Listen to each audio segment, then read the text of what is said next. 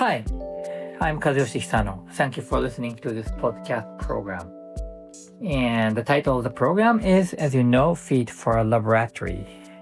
And I am trying to talk about cover the topics that help you feel like you are building the future. Well, today's question was this, and I received this from the CEOs or manager of the corporation, and it's like that. He or she is struggling to get the vision to resonate with the team, or the company vision is not internalized to or by the employees, or those kind of things. The vision is there, but the people are not fully incorporating that in their thoughts or maybe the actions. Or maybe a simple word is that not the buy-in of the vision is not enough, or those kind of things. What do you think? If you are in the leadership position, you can easily think about the people's face around you and employees or team members. Are they fully committed to the vision of the corporation? And it's very hard to talk about this because how do you evaluate the level of buy-in or the penetration of your or your company's vision? How do you calculate the percentage that, okay, this guy is a 60% understanding the vision and another person is only 30%? Or how do you know that? And of course, probably we'll know that through the words that they are speaking or the action that are taking, but still, it's a very vague thing. Maybe some people have a strong passion inside, but it's not necessarily kind of coming out, or that could happen. And so to add some aspect to this, I talk about my experience that happened 2 weeks ago. I was with the Corporate Connections member from India, and we kind of did the study tour to the companies in Hamamatsu area, which is kind of 100 kilometer, a little bit more, but west of Tokyo. And this is the area that has a lot of good manufacturing company. And many companies have started their business from this because there are various reasons. So I'm not going to talk about that now, but this is a big city with 100,000 people, residents, and also a lot of manufacturing companies. And the Honda or Suzuki, the motor company, automotive companies have started the business in this area. And also Yamaha, the famous company for the music instrument, also has started the business at this area. And there are other various companies there. And we were luckily able to, this has happened because I worked Nikkei BP, and Nikkei BP is a big publishing company, and also myself.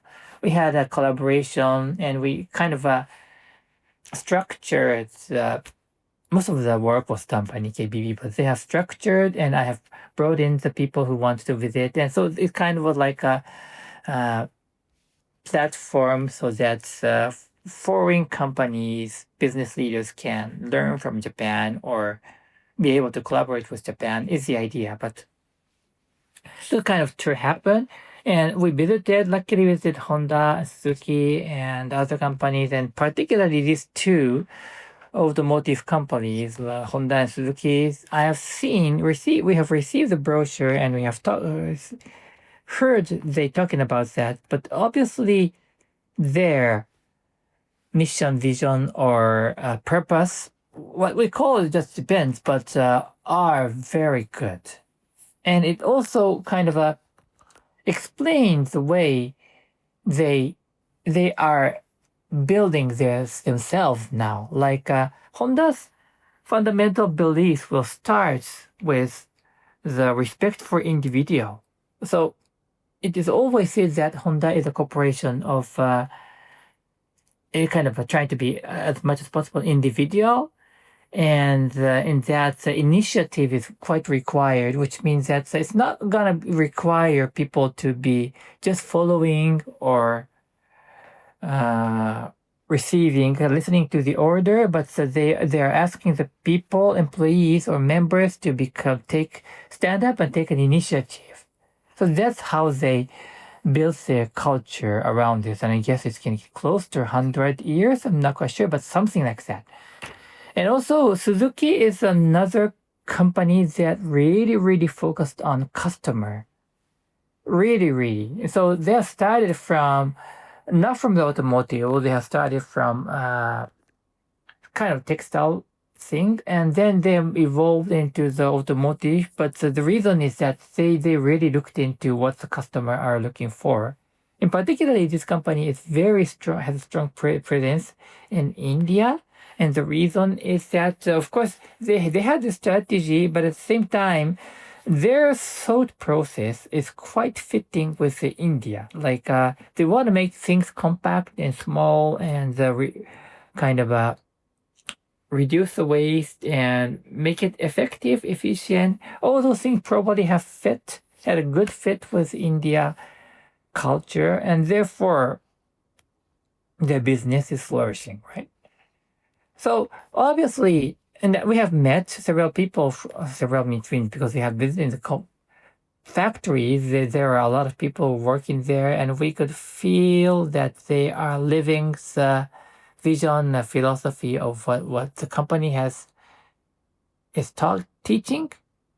And I guess in the recruiting process, they would hire such kind of people who probably look like has a good alignment with their value, and also during the process, people who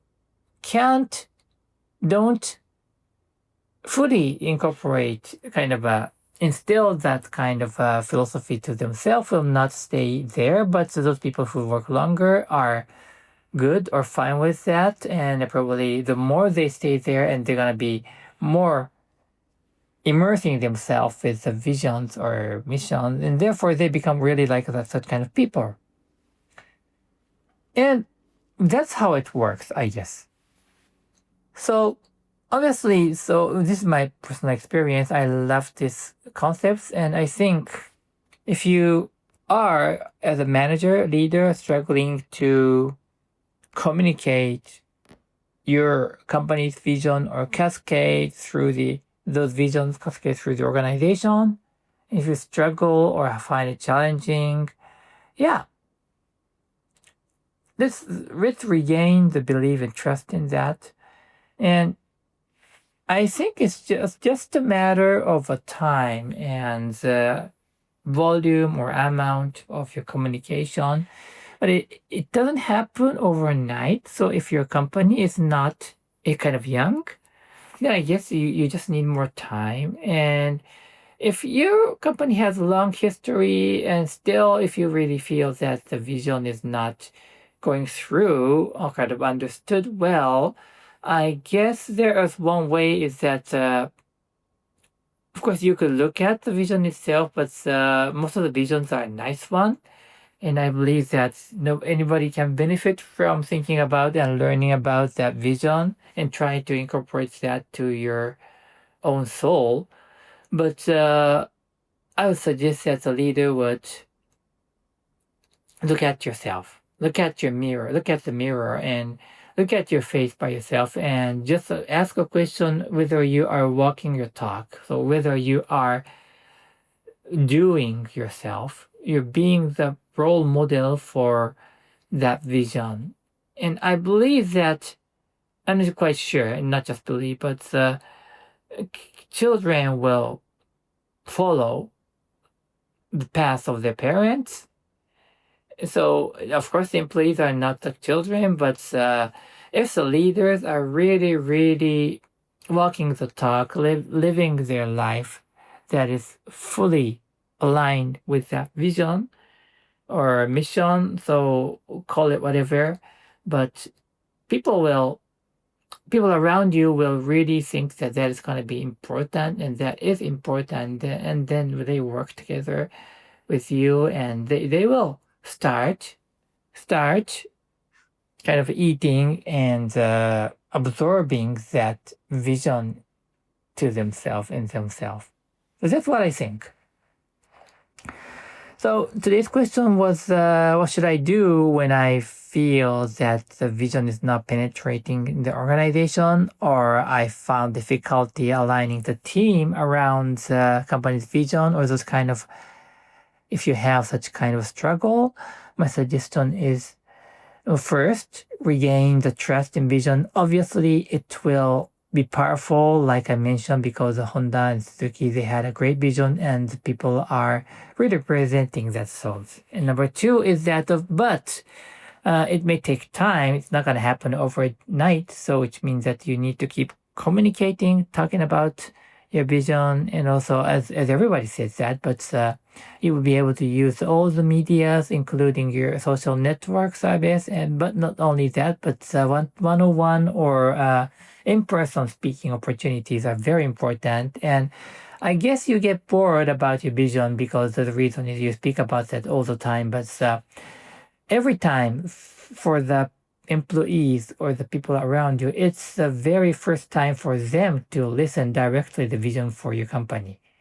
So even if you have spoken that 100 times in the past week about your vision, it's going to be the first time for the other people who will listen to that, be it employee, be it the client, be it media, they'll listen to your vision for the first time. So every time, communicate with passion. I know it's hard, but this is your work, so I suggest that. And third one is, you should be the leader who really represent your vision. So if that aligns with yourself, your core value, it's going to be spreading out without concern, and over time that will be the culture of your group. So don't worry. It may take time, but as long as you are the role model for that, it will be easier. All right, that is for today, and it was a very good question asking about the vision or maybe a mission or purpose. So, but I spoken a lot, and I hope this will be a help for you. And thank you for listening, and look forward to speak to you again. And always we have a question box, and I really seriously thinking to create this in English as well, so that I can receive questions from you, right? Thank you very much, and look forward to speaking with you. Bye-bye.